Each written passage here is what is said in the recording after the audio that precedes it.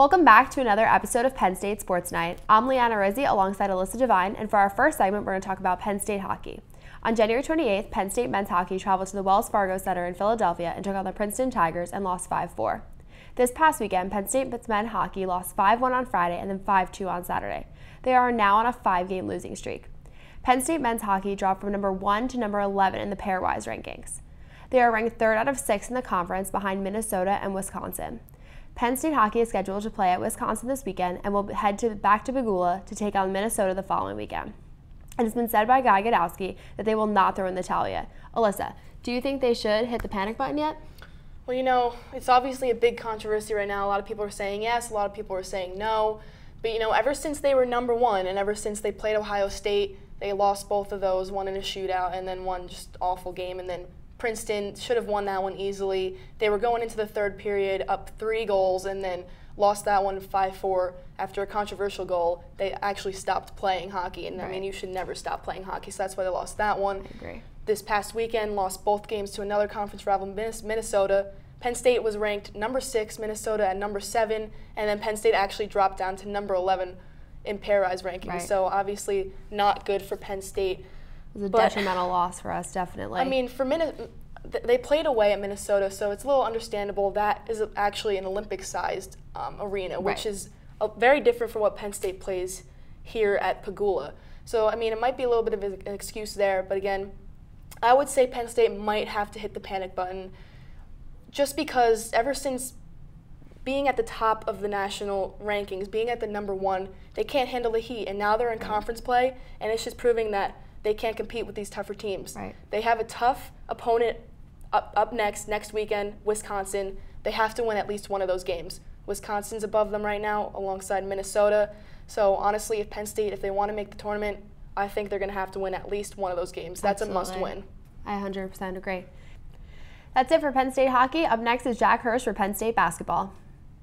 It has been 5 years, 8 months, and 3 days, or 2,075 days, if you will, since Penn State named Pat Chambers head coach of its men's basketball program. Either way you look at it, Chambers doesn't have much to show for his time in Happy Valley. In 6 seasons, Chambers has compiled an 84-103 record, a best conference finish of 10th, and perhaps most importantly, no NCAA tournament appearances. That kind of resume isn't exactly one that assures a coach of his job. That explains why Chambers' name was floating around on Twitter this past Saturday afternoon after losing to Rutgers at home as possibly being on the hot seat. So I'm going to say this here for the record so there isn't any confusion. Firing Pat Chambers now would only reverse the progress Penn State has made. Chambers has worked for years to establish his hometown of Philadelphia as a feeder into his program. That finally happened this year with the recruitment of Tony Carr, Lamar Stevens, and Nazir Bostic to join Shep Gardner, Mike Watkins, and Julian Moore to form the Philly Six. Philadelphia has long been viewed as a hotbed of recruits who were too good for Penn State. With these 3 freshmen from the powerhouse of Roman Catholic High School, maybe Penn State will now be discussed by other top recruits when making their college decisions. That won't happen if Penn State is in the middle of another coaching change. I spoke to Chambers today, and he was asked about if he thought his seat was starting to heat up. He said, "I do feel secure. Look, I'm only going to control what I'm going to control, and I'm going to control these kids and what they do and how they play and how they perform. The best thing I can do for them is to keep pushing them and keep driving them to be the best team they can be. I know we had high expectations. We still have plenty of time to reach those expectations. But it's a process, and they are inexperienced, and we need to keep helping them along their journey to be the best team they can be. If this is a process, then maybe Chambers is taking a page out of the book of his hometown NBA team, the Philadelphia 76ers, after that team collected 10 wins in the month of January compared to only 4 for Penn State. Just like Chambers in Philadelphia, Penn State fans need to trust the process. Carr, Stevens, Watkins, and Bostic will develop into a solid core that will lead the Nittany Lions into bigger and better things next year. If no progress occurs from them, then we can reevaluate Chambers' job.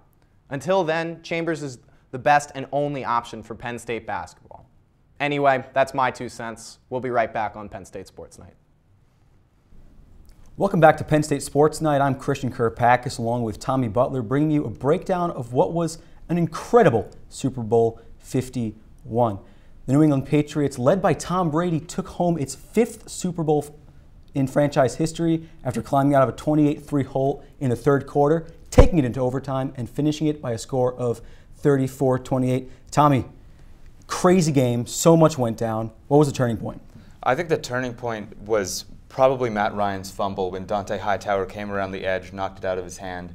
Up until that point, the Patriots had been just stopped at every point, at every turn. They couldn't get anything going on offense. They went to halftime, came back. Falcons still scored first, and then I think that was when the Falcons finally started to get really tired. Patriots had 40 minutes and 30 seconds of possession time in the game.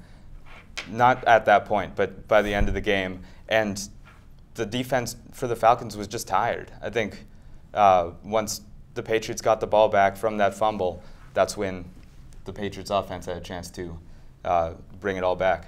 Now, the Patriots obviously don't do anything without their leader, Tom Brady. Does this game clinch him the title of the greatest of all time? Oh, I don't think there's any question anymore. I mean, earlier in the season, there was question due to how many Super Bowls he had won. He had 4. Other players had also had 4. He now has 5. He's been to the Super Bowl 7 times. How many records does he have now? He's got 7 more in this game. I don't think there's a question anymore. All the stats are there. He's first in everything. Yeah, 7 records broken last night by Tom Brady, including completions, passes, passing yards. The whole 9 yards. He was there. He was the guy. So I kind of agree. He does clinch the title as the greatest quarterback of all time. Now, let's just get back more into the actual analysis of the game itself. Did Atlanta lose this game, or did the Patriots win it? I think the Patriots won it. They had one thing that worried a lot of Patriots fans throughout the game is how long they were taking on their possessions, and they weren't giving themselves much time to score. In the end, that worked out in their favor. I already said they had 40 minutes and 31 seconds of possession time. That tired out the Atlanta defense, gave them the chance to come back, and I think the Patriots won that game. Atlanta was playing fantastically. Once the momentum started to shift, the Patriots had the energy and Atlanta did not. Now, we can't talk about the Super Bowl without talking about Edelman's catch. Unbelievable catch. It was tipped. It hit off someone's shin. It almost hit the ground. Edelman bobbled it but secured the catch. What was going through your mind when you saw that play develop? Well, the first thing I thought of was the helmet catch. There always seems to be some miracle. I like to call them miracles that happen in the Super Bowls that Patriots have been in. The helmet catch, Jermaine Kearse had a catch against them in the Super Bowl. Then Malcolm Butler with the interception that sealed the win for them in Super Bowl 49. I think this was the catch that made up for the helmet catch in a lot of Patriots fans' minds. Absolutely. It tops David Tyree's helmet catch. David Tyree's helmet catch there was gum, there was glue, there was something going on in the helmet that made that complete luck. This was concentration, this was a skill catch. Totally exceeds, I called it David Tyree 2.0. It exceeds that. Now, the MVP. Did Brady deserve it? Yes, he had a good game, but you're going to have a good game when you're told to throw the ball 60-plus times. I would have chosen James White as the MVP of that game. He was the MVP of that game for me. 3 touchdowns and a 2-point conversion in that game. He had 14 receptions, which is the record in a Super Bowl. And he's, yet again, another thing I wanted to mention, the Patriots have always seemed to turn to some player that hasn't been well recognized yet that year. They had Chris Hogan in the AFC Championship game. James White was their pop-up player in the Super Bowl. I feel that he deserves the MVP, and so does Tom Brady, who's possibly going to give him the MVP truck this year. No doubt in my mind, and I have to agree with you. James White deserved it. When you look back at the highlights of the Super Bowl, White's everywhere. Every play, it's dunk to White or pass up the middle to White, handoff to White for the touchdown. He set the Super Bowl record for total points scored, and he didn't win the MVP. I understand Tom Brady's the GOAT. I understand Tom Brady is special, but White had an incredible game. But no matter what, the Patriots set the Super Bowl record for the biggest comeback in Super Bowl history. It was an incredible game. Not a Patriots fan, but I loved watching it. It was exciting. That's all we got for the Super Bowl. Anything else you want to add? Well, you mentioned that that records were broken. 31 records were broken in that game by both teams individually, altogether, including it was the biggest comeback in Super Bowl history. Up until then, 2 teams had come back from 10 points down, including the Patriots in Super Bowl 49. Patriots came back from a 25-point deficit in the third quarter. No team has ever done that before in any postseason game. It's one for the history books, certainly. No matter what fan you are, you had to appreciate last night's Super Bowl. That's it for us. Tune in next week for another edition of Sports Night. I'm Christian Kirkpatrick with Tommy Butler. Thanks for tuning in.